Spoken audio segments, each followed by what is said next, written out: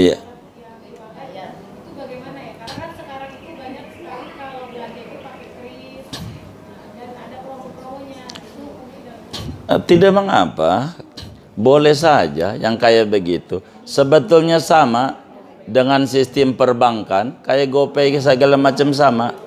Kalau bakal itu nggak boleh masuk tol tuh nggak boleh. Nanti nggak boleh masuk tol, semuanya itu nggak boleh. Jadi agama tuh tidak sedemikian. Walaupun nanti bakal promo-promo tuh kan ilmu berbicara mereka terkait dengan dana. Gabung sama dia karena kan lembaga keuangan dia. Lembaga keuangan. Tapi normal sih. Begitu, enggak apa-apa itu. Enggak apa-apa, enggak apa-apa. Jadi yang penting rumus hidup tuh begini. Kalau harus jual beli barang gitu, ada barangnya. Harus ada barangnya. Kan kita beli itu. Enggak apa-apa. Boleh-boleh saja yang kayak begitu. Enggak apa-apa. Begitu. Silakan saja. Yang penting jangan sampai ngalamin, biasanya ada denda-denda enggak biasanya.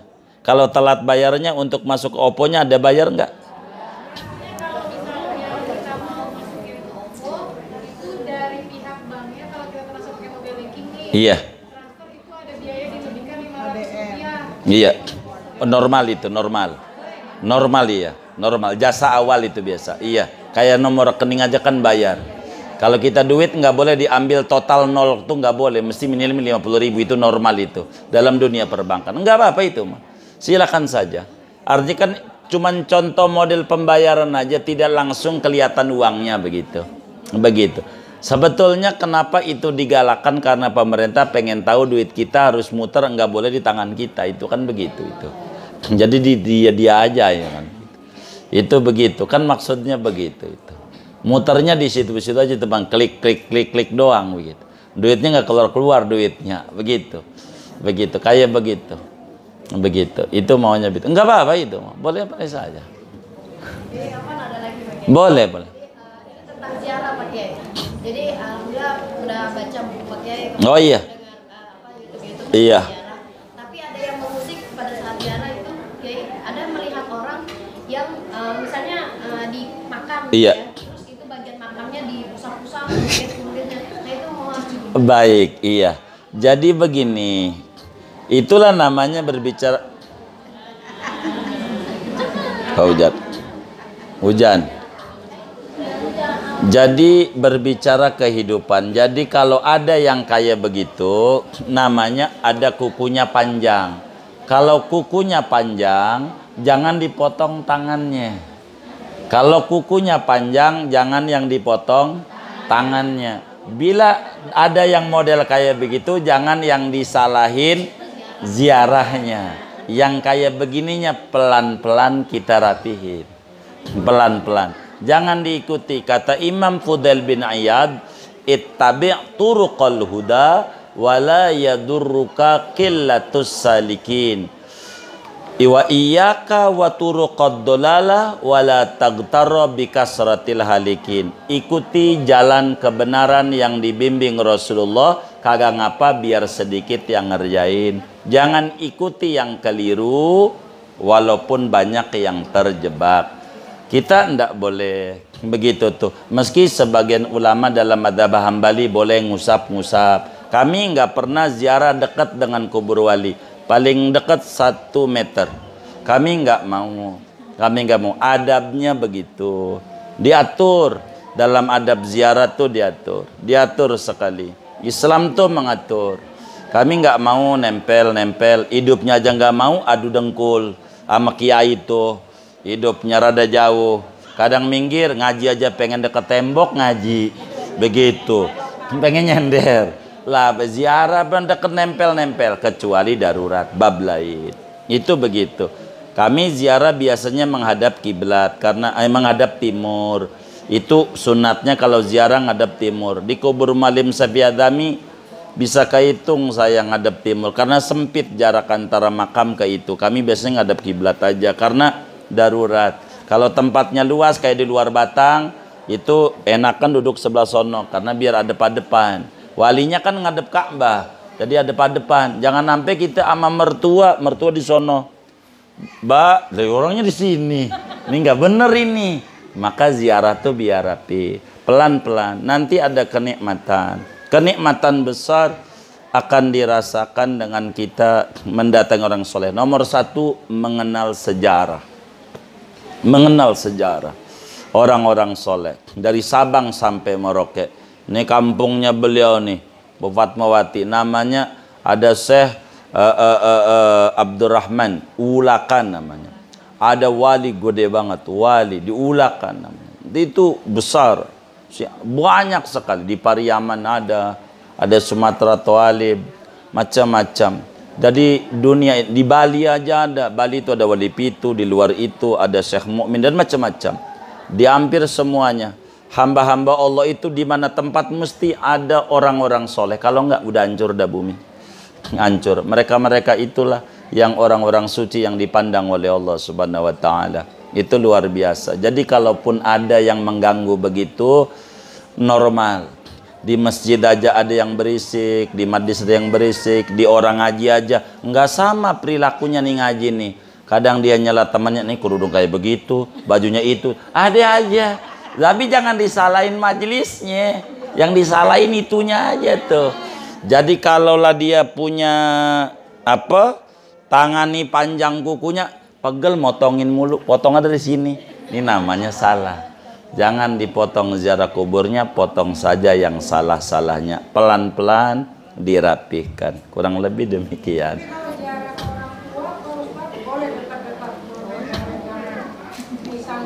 Itu dia sama aja. Artinya kalau mengata kita termasuk orang yang tidak memakruhkan, itu sama ngusapnya boleh. Ada ulama beda-beda. Terkait dengan ngusap-ngusap itu ada beda-beda. Imam Ahmad nggak apa-apa. Sebagian ulama kita pakai itu. Kalau kami kurang pakai. Kami pribadi gitu. Kurang mau. Hidupnya nih sama kiai. Pernah nggak hidup sama kiai digini-giniin? Iya. Begitu aja. Sama orang tua waktu hidupnya begini-beginiin nggak? Kagak. Kalau kagak mau nggak usah begitu-begitu amat. Kita ikuti aja, ittabi' turuqal huda. Begitu. Ikuti aja yang umum kiai-kiai tuntunin. Begitu aja. Oh iya disuruh sama Nabi. Nantilah bab itu mah ya, biar enggak terlalu sore, ntar sekali ngaji ya. Ya, begitu ya. Sabar ya. Tapi dicatat nih setiap ditanya biar enggak nguap begitu. Karena bakal hukumnya begitu lagi hukumnya. Kita baca Fatihah. Ini ada infak dari keluarga Bapak Haji Sah.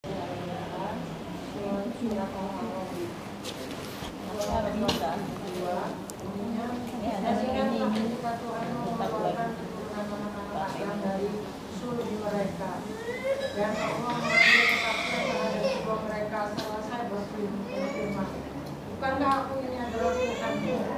Mereka menjawab, betul. Kami menjadi saksi. Kami menjadi saksi. Berarti kita setiap anak yang dilahirkan ke bumi ini berarti sudah muslim, Pak Ustaz. Ya, itu emang begitu maksudnya. Jadi kata Nabi, kullu mauludin yuladu alal fitrah. Setiap bayi terlahir dalam keadaan Islam.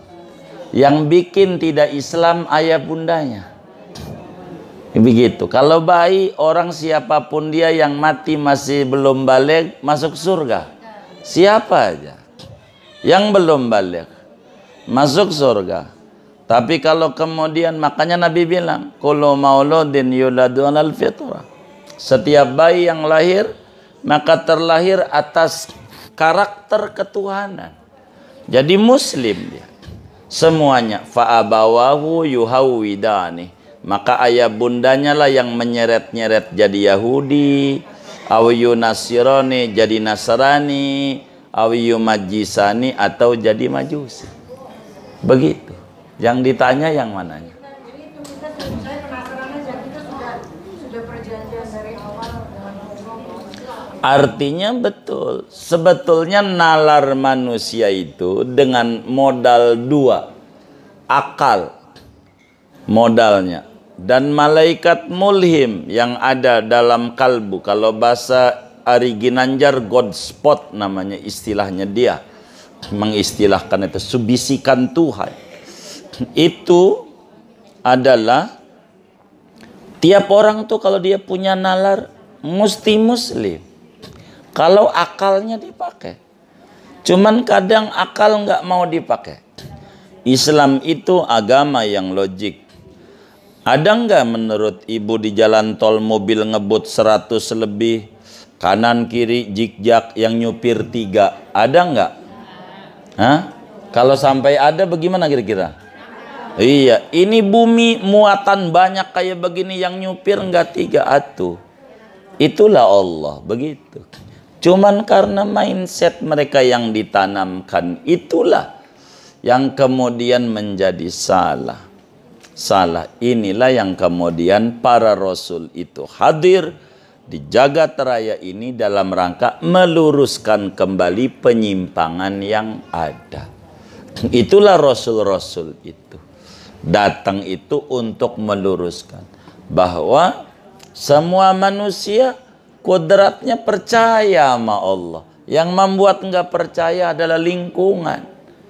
Lingkungan yang terdekat ayah bundanya. Begitu. Lingkungan. Ayah bundanya. Kelihatannya doang orang menikah beda agama tuh bahagia. Enggak. Itu kalaupun ada orang menikah beda agama dan ampe rukun, ampe dia bahasa gampangnya punya anak. Gede-gede rukun. Itu penyebabnya dua-duanya tidak mengerti agama. Yang laki nggak ngerti, umpamanya kalau laki Islam umpamanya. Ataupun sebaliknya, yang perempuannya umpamanya Kristen nggak ngerti sama agamanya. Kalau dia ngerti, dia stres. Mau dibawa kemana ini? Bapaknya Jumat bawa ke masjid, ibunya pengen bawa ke gereja. Dia bingung, stres, begitu, stres, begitu. Itu begitu, karena ini berbicara mau dogma apa yang mau diisi. Bocah itu fitrah ilahi. Makanya bocah itu kalau masih kecil mati masuk surga. Tentu surganya tidak sama dengan surganya kayak ibu-ibu yang kudu capek dulu pengen di surga ngaji, dohor, orang pada tidur, panas, ini, begitu. Itu kayak begitu, beda. Antara yang dia gratis cuma-cuma sama yang hasil usaha. Itu beda. Jadi kecil itu semua orang dari kecil percaya Tuhan. Karena kecilnya, bahkan kepercayaan kepada Tuhannya bukan tanggung-tanggung. Masih kecil tuh 1000%. Jadi 100%. Makanya nggak ada anak kecil yang stres mikirin duit. Ada nggak? Kenapa nggak ada? Hah? Bukan nggak ngerti, yakin ada yang ngurusin. Ada yang ngurusin. Kalau ibu punya keyakinan kayak begitu, bahwa ibu bakal diurusin Allah, ibu nggak capek. Karena ibu kurang yakin dengan Allah melalui lingkungan-lingkungan dari keluarga, dari teman, dari ini, dari itu, makin banyak ketemu orang, makin banyak begini begitu. Itulah kita. Begitu. Kalau kita mengikuti fitrah ilahiyah dari lahir tenang, baik tuh. Bayi juga usaha, bukan nggak usaha. Anak kecil juga usaha karena dia yakin bahwa usaha itu wajib. Apa usahanya bocah? Ya nangis. Ya nangis itu usaha. Begitu. Nangis tuh usaha. Nangis tuh. Coba aja anak kecil. Dan usahanya jauh lebih cakep dibanding kita. Usahanya. Coba kalau dia pura-pura masih bayi. Kata emaknya, bentar dulu bapakmu mau main sepeda. Lagi goreng tempe. Bentar dulu. Bayinya, bentar dulu dikit lagi tempenya mateng. Tuh. Kata bayi, kayaknya belum dianggap nggak serius saya lapar. Saya kencengin nih, kata dia. Itu lagi goreng tempe ditinggal nggak? Tuh, kita kudu kayak begitu sama Allah. Udah minta seminggu tahajud belum ada perubahan warungnya, kencengin. Itu mah berhenti ngambek. Udahlah. Ama bocah kalah. Itu namanya alastu bi rabbikum qalu bala, kata mereka. Begitu di Arafnya itu.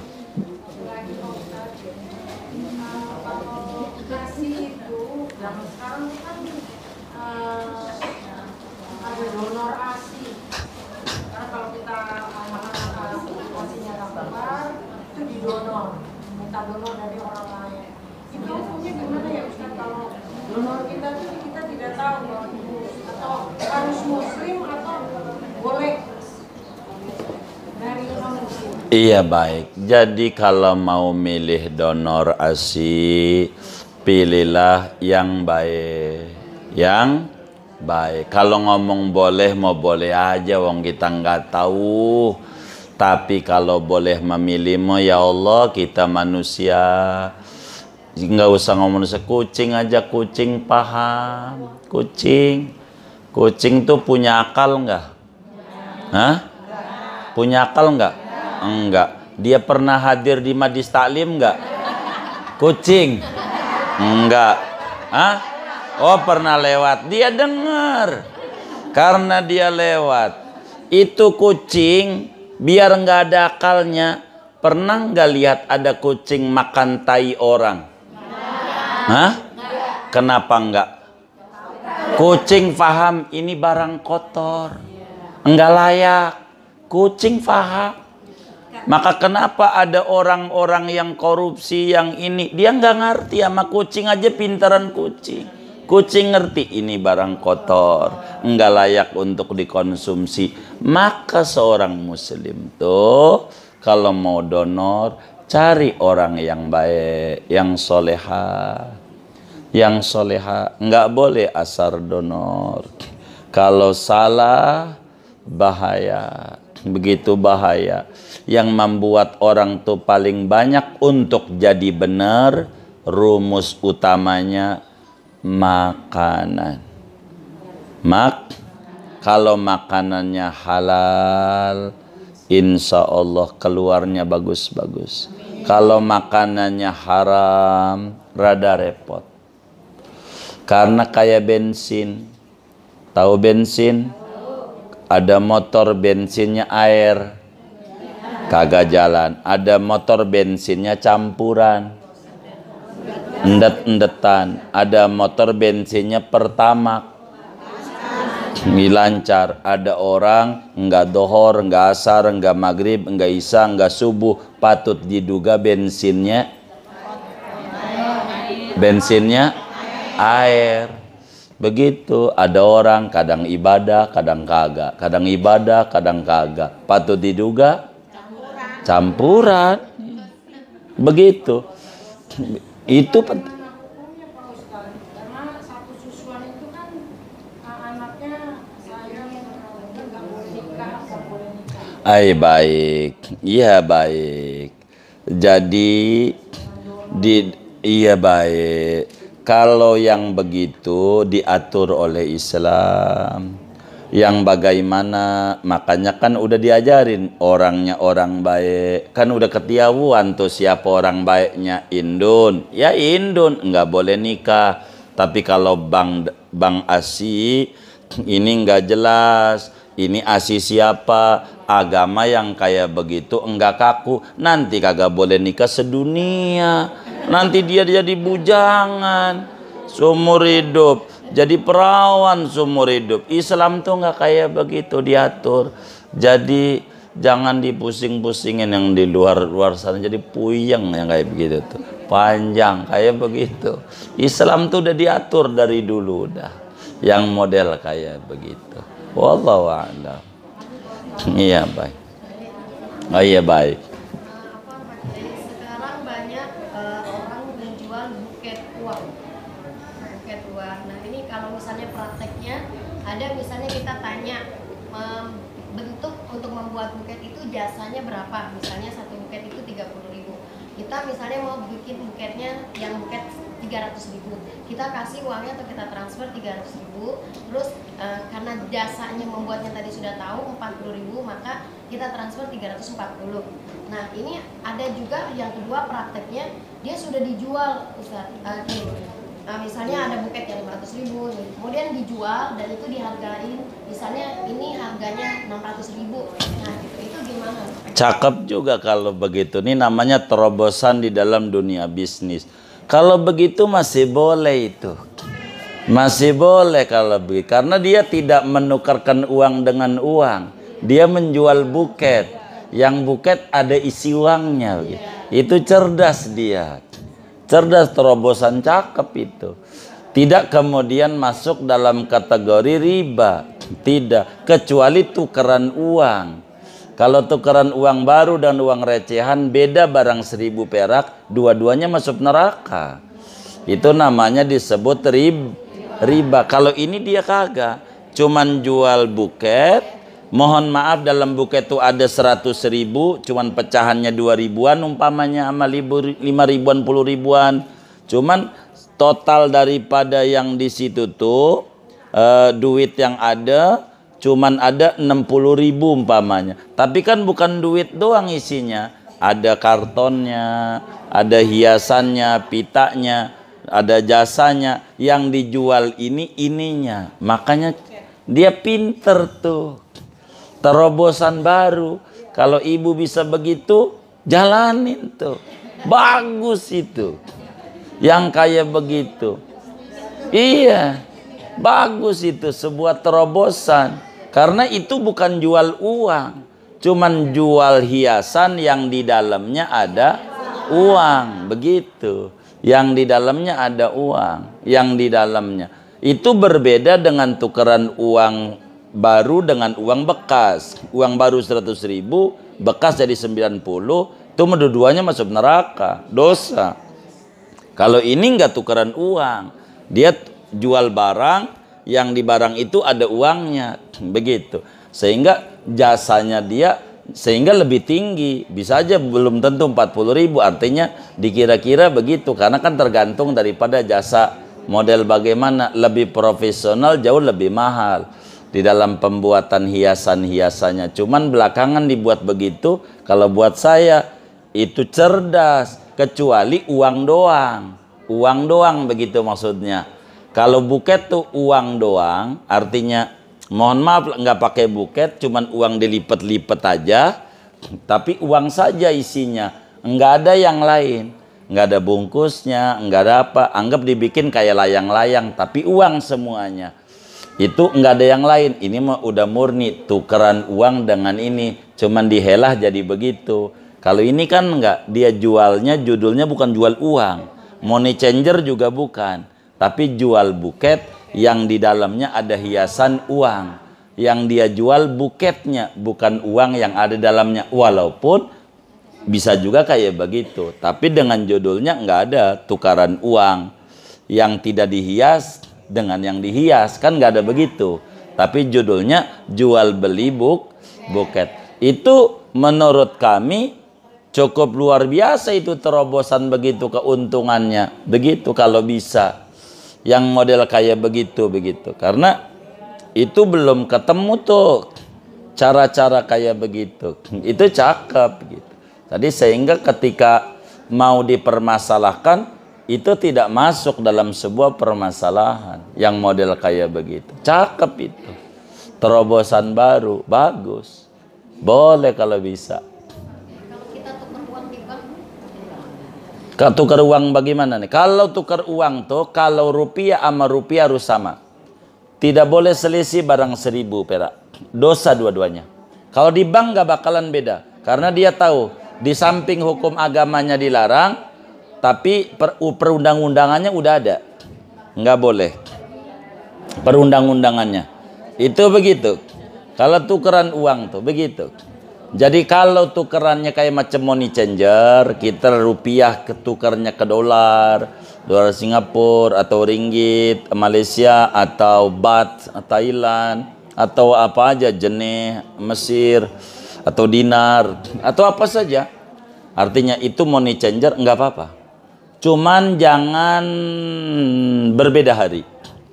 Jangan berbeda hari. Sekarang nyetor, sekarang nukerin rupiah beli dolar, hari ini juga dia bayar. Enggak boleh beli dolarnya, bayarnya sekarang, dolarnya 3 hari lagi. Enggak boleh, itu riba. Riba, iya, riba. Itu begitu, enggak boleh. Jadi harus kontan, harus cash. Itu aturannya, di dalam aturannya. Itu begitu.